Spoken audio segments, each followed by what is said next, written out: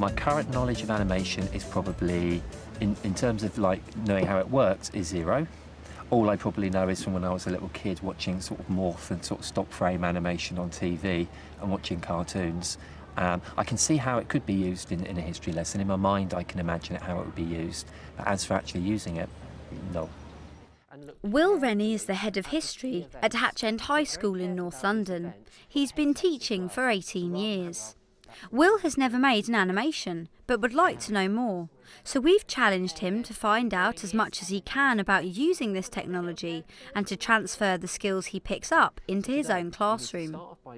Following his progress through the challenge, you'll find out, among other things, how animation can encourage in-depth analysis, the equipment needed to create an animation, and how to add sound to an animation. If you want to give it a go yourself, there's a range of useful videos and support materials on the page for this programme on the Teachers TV website. So Will's travelled to Peterborough to meet Emily Blissett, the head of art at the Thomas Deacon Academy. Today, Emily is teaching a cross-curricular art and literacy lesson. Her Year 7s are working on an animation based on a poem called Prince Kano. Did you do this storyboard yourselves? Yeah, we made it as a group. It's basically a plan of what's going to be in the film. So you worked out you needed Prince Kano and you needed the charcoal burner. Yeah, we thought we'd make the storyboard and plan first, and then based off that make the characters. Right. We get them to do a storyboard, particularly for this project, because we were trying to make them focus on literacy, and it really makes them focus on the words and picking out the important events, really. So I can imagine that would be really good for history. And already you can see, you know, they're going to know this poem inside out by the end. Well, they have to look at so many of the details in it. That's the thing, is that you might read it and not notice this kind of yellow light, for example, but when you have to put it into action, you've got to create the yellow light, so it really makes you focus in on the details. There's a range of animation software available to buy, and Emily has chosen to use I Can Animate with her students. So what are you doing now? Just show I'm me. making my Prince Kano run into the centre, and then he's going to look at the camera, scratch his head, and then I'm going to make him run forward. But he's not actually going to be running, he's going to be running on the spot, and I'm just going to make the trees move I see. so it looks like he's running. Did you do animation before? Yeah, I tried to at home, but I never had the right equipment. Did you use wire to make your model? No, I didn't use wire in mine because I kind of find it harder to move them. The wire's to keep them upright and to keep them sturdy, but if you make them fat, the plasticine supports itself. Okay, girls. Hello. Yeah, What verse are you doing? we're doing the first one. So far it's 7 seconds and 13 milliseconds. And how long has that taken you to get 7 seconds? About 7 minutes. 7 minutes? That's not bad. So someone like me who's not very artistic, do you think I could make it, or do you have to be good at art? No, not really. No? I mean, look at the size of his eyes. Yeah. That doesn't exactly illustrate good art ability. Here's a question. If you play it and there's a bit you don't like if it sort of pauses on Prince Kano too long, can you just take a frame out and just sort of like delete it? You choose the Yeah. frame and then you press delete. Right. Can you imagine doing this in like a history class or a geography class or English or That would something? be really awesome. You think that'd be fun? Yeah. So what are you doing in history at the moment? Can you remember? In year I'm 7? doing about the medieval times, and like at the moment we're trying to find out why Elizabeth I doesn't marry and what reasons why she should and who she should. So you could animate Elizabeth I sort of not getting married, or... Like going, which one should I marry? That's a good idea. Going, That's a very good idea. You're giving me all the ideas from my class now. Emily has a few tips for Will on how to start an animation. If you'd like to know how to create steady stop frame animation and are watching this on the Teachers TV website, look below for a short how-to video.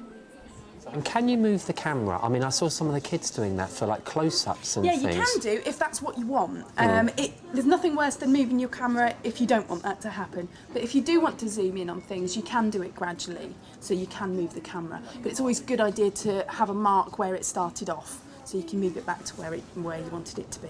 So if I'm on a budget, how much, Emily, do you think it's going to cost? These webcams are about £60 each, but they are quite posh ones and they're especially for the Macs. if you're using PCs, which you are, you can get them for £5, and you know you can bulk buy them and things like that. So you can get them fairly cheaply, and that's really the most expensive thing. So you just need one webcam Yeah. per little group, and that's Yeah. all they need. So Yeah. here you've only got like with 1, 6 2, we've 3, got. yeah, about six groups. Yeah. The plasticine you can get from teaching catalogue resources. Yeah. You can get a box. I think it's £20 for a starter pack. And these obviously they're just going in the bin anyway, Yeah, I so we understand. save them from the bin. Having seen the animations in action, Will wants to have a go himself. So he prints out a 2D figure to experiment with. So I've done 4 of them, so now I can make him talk. So I'm assuming if I just go like that, The box is moving. or if I move the box. Oh, I've moved. The camera. The camera's moved now, so it's going to muck it all up, isn't it? So let's do it again. Okay. With this time, me not moving the camera or the box and being much more careful. Okay, so we try it again. Okay. So there he is. Okay. Okay, so let's try again. Just So, hold out and then press the button. That's it. so can I play that? Oh, there we go.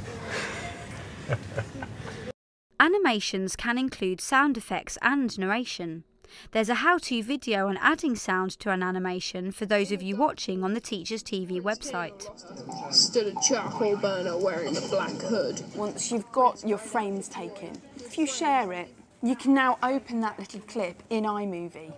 And once you've got it there, you can do all sorts to it. So things like sound effects, you could add, it's quite nice ambient cricket sound here, so that when I play this now, you've got some crickets in the background.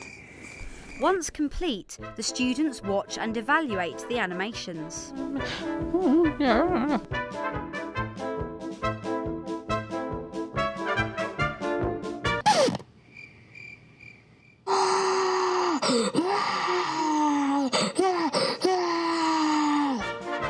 Excellent. Wow, what do people think of that one? The sound effects in it were chosen quite thought out quite well. Yeah, And to they add were. to a comedic / horror effect. Yeah, well put. Yeah, I think that's really, really good. Yeah. What about the animation? The way he animated it? The tree sort of moving along I thought was quite clever. Very clever, isn't it? Emily, what would you say is the real benefits for your students in doing animation? Well, there's so much. I mean, apart from the obvious kind of, if you were to do it in history, learning the facts and things like that, there's so many other skills involved. Working as a team is really good. And then even the things like working out where the pauses are going to come, it kind of helps them to understand sentence structure and story structure as well. So there's loads of kind of literacy benefits to it as well. And just having the patience to sit down and do it. And then at the end, they've really got something that they can be proud of, and they've got a film that they can show their friends and they can email to themselves. I agree, it things looks like nice. that. Yeah. Will's now got just 1 week to devise a lesson plan for his own Year 9 pupils using animation in the classroom. I think when you start using computers, there's always an element of worry. But I've had a little go today, and I've seen the kids, Year 7s, do it, so I'm pretty sure that once I've got my head around it, then things should go okay. It's a week later, and we're back at Hatch End High School. How has Will got on? Well, firstly, I really had to think of a topic. What they're going to try and do is go back to a piece of work they did at the very beginning of Year 9, so very much it's like a bit of a revision for them. And they study the story of Germany after the First World War and the story of how the Nazis took power. And I thought this would lend itself to like the chronological sort of storyboards, telling a story approach, which I guess you can use animation for. I think the software's really easy. I mean, I've never animated before. It took me 15, 20 minutes to get used to it, and that's it. Once you know how webcams work, once you know how to plug a microphone in, that's it. I mean, really, it's like, it's child's play. Will has taught one lesson showing his Year 9 students how to use the software and equipment, and now they're going to begin making their own animations. If you're watching this on the Teachers TV website and would like to see Will's lesson plan, look below. Will has divided the topic into chronological sections and given each group a different part to animate. At the end of the project, Will can join all the short animations together to make a film illustrating Hitler's rise to power. Okay, so we were given part 3 of the story that we're supposed to animate, and it's where communists are blamed for burning down the German parliament, and then this one guy called Marius van der Loo was at the scene, and so he's been jailed, and that's what we've got so far in our animation. They just wanted to basically target the communists to show that communism should be banned, so that's what they were trying to portray with putting him in jail. And that also set an example to other communists that not to go out spreading their messages, otherwise the same would happen to them. So Ajiban, tell me, what background have you got here then? What's this background? We've got the golden coins on the wet scale. When's this? What's it During called? the golden years. The golden years. So what are you going to actually sort of animate? We're going to animate like 2 people dancing, enjoying their time, having champagne, dancing. It represents happiness and they're rich. Okay. So I think in terms of the animation, the creativity, I think the kids have done really well. And some of the examples I've been really impressed with, actually. And in terms of like helping to reinforce their understanding of Hitler's rise to power and Germany after the First World War, I think it's definitely helped. It's made them think about it for quite a long time. It's not often that in a history class that the kids will sit down and work for, 2 hours and just get on with it themselves. I mean, I could take a back seat, and actually it gives me a chance to get around the class and actually point out some historical mistakes they've made and how to make their work more accurate as well. I wouldn't use that as the backdrop. To be just strictly accurate, that makes Auschwitz, and that's really from World War II. So what I think you need to do for a more accurate backdrop is look at a concentration camp like Dachau, which has been built in Germany in the 1930s, and I think that will give you a more accurate background rather than just using that one. This was the wrong one for where the communists were sent, so this is the one that they actually went to. So you get the facts right. Yeah, I want to get the facts right, so I had to change it to this one. We had never done that before, the plasticine animation before. And when we tried it first time, it looked hard when we saw the animation from different people. And when we tried it ourselves, we found it quite easier to do. We used the webcam, we used the mics, and that was basically it. Filming was clicking a button to take each shot, so that seemed pretty simple. If you made a mistake, you could delete just that part, not having to delete the whole thing, so it kind of would flow through more easily. You only have to put the key events. You can't go with all the details as the movie becomes too long. And it helps if you're like a really visual learner, and it helps you to learn it more well.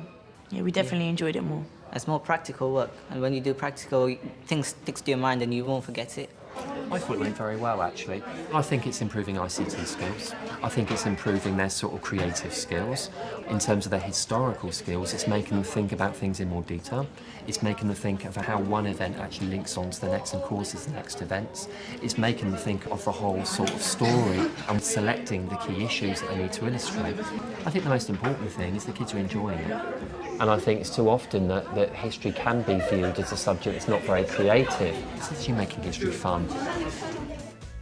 If you're watching this on the Teachers TV website and are interested to see how teachers of different key stages and subjects use animation, then have a look at the Better Learning with ICT case studies below.